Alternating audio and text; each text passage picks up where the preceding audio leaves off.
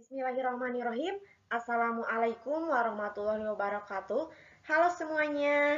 Saya Julpakur Anissa dengan nomor pokok mahasiswa 102220009 dari kelas C1 Akuntansi. Di sini saya akan mereview materi yang telah disampaikan oleh Pak Operianto SEMSI di mata kuliah Sistem Transaksi Keuangan Digital yang berjudul Blockchain dan Cryptocurrency. Pembahasan yang pertama yaitu tentang blockchain. Blockchain memiliki arti yaitu rantai blok, di mana sebuah blok terdiri dari sekumpulan transaksi. Jadi, blockchain adalah suatu sistem penyimpanan transaksi digital dengan melakukan pencatatan secara permanen terhadap setiap transaksi yang dilakukan, di mana transaksi tersebut sudah terverifikasi secara independen oleh setiap jaringan. Manfaat blockchain-nya itu, satu, transaksi permanen menjadi terjamin kebenarannya. Yang kedua, pemindahan kepemilikan token jadi lebih mudah dan sebagainya.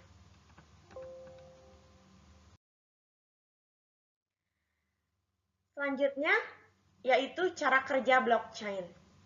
Yang pertama, distribusi dan desentralisasi.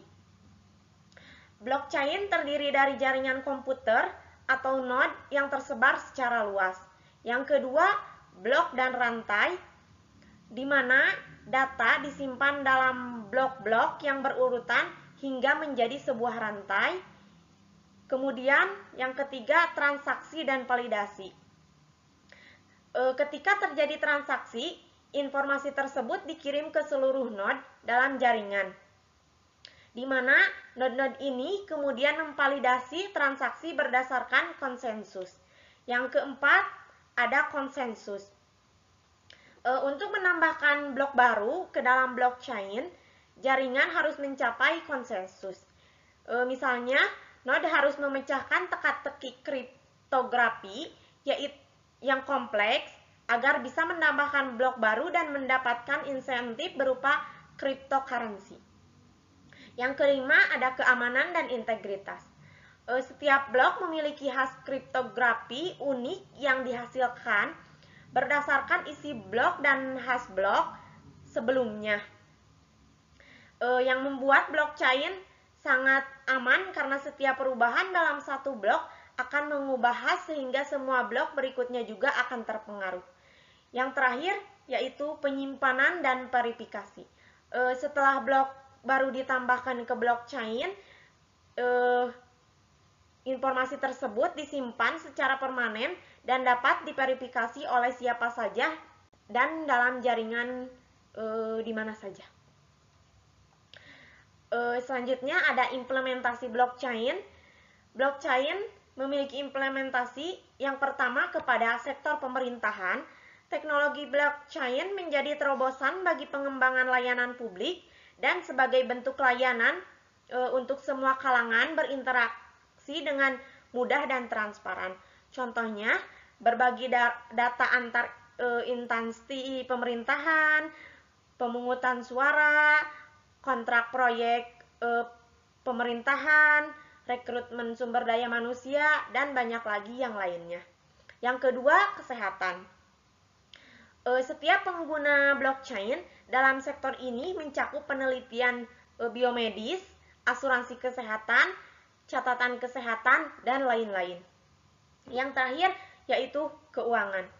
Pada sektor keuangan, blockchain banyak menjadi utilitas karena bermanfaat menyederhanakan layanan perbankan dan kredit, mengurangi resiko, dan mengurangi waktu respon.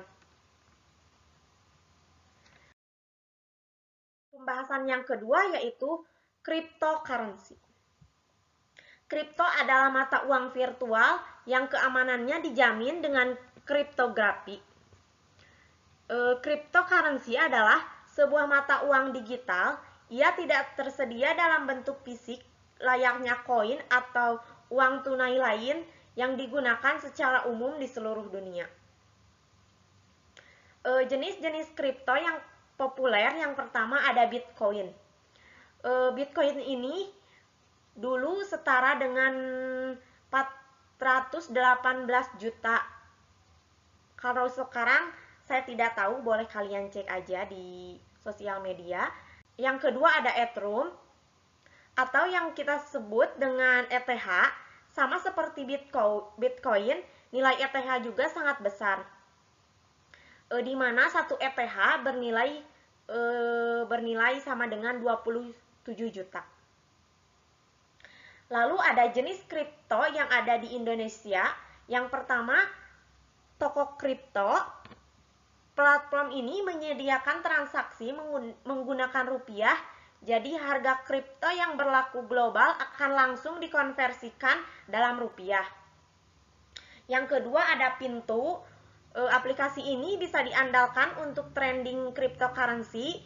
Pintu juga berdiri pada tahun 2020 lalu. Yang ketiga ada Indodax.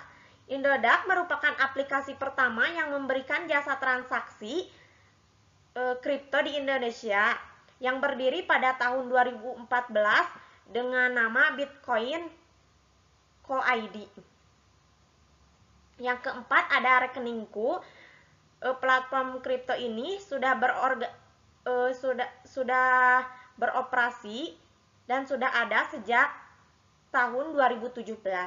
Dan yang terakhir ada Luno, lebih dikenal dengan nama Luno Exchange, yang sudah hadir sejak tahun 2014.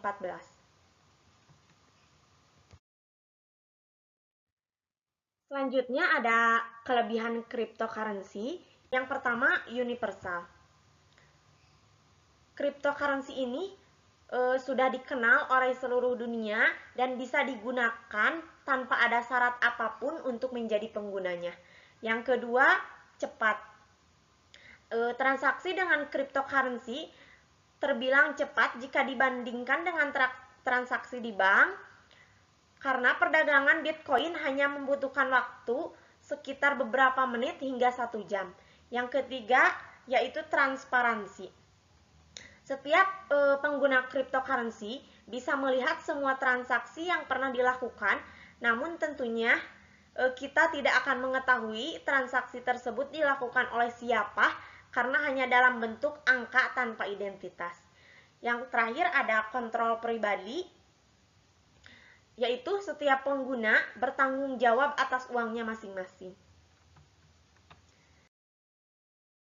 Di sisi kelebihan, yakni pasti ada kekurangan. Di sini ada kekurangan cryptocurrency. Yang pertama, celah bagi kejahatan. Karena kita tidak tahu siapa aja di balik sebuah kode kriptografi banyak dimanfaatkan oleh orang-orang untuk kejahatan. Mereka bisa bertransaksi untuk barang atau hal-hal lain yang ilegal. Yang kedua, sekali lupa password, semua uang bisa hilang. Karena cryptocurrency menggunakan sistem password tanpa ada pihak yang mengaturnya. Maka ketika lupa kata sandi atau password, sangat beresiko kehilangan semua uang di akun tersebut. Maka sebaiknya kita tulis di buku diari atau di mana saja, tapi kita simpan juga di tempat yang aman. Yang terakhir, masih banyak yang menganggapnya ilegal dan tidak bisa dilakukan transaksi. Mungkin itu saja mengenai materi yang dapat saya sampaikan. Wabillahi taufiq wal hidayah. Wassalamualaikum warahmatullahi wabarakatuh.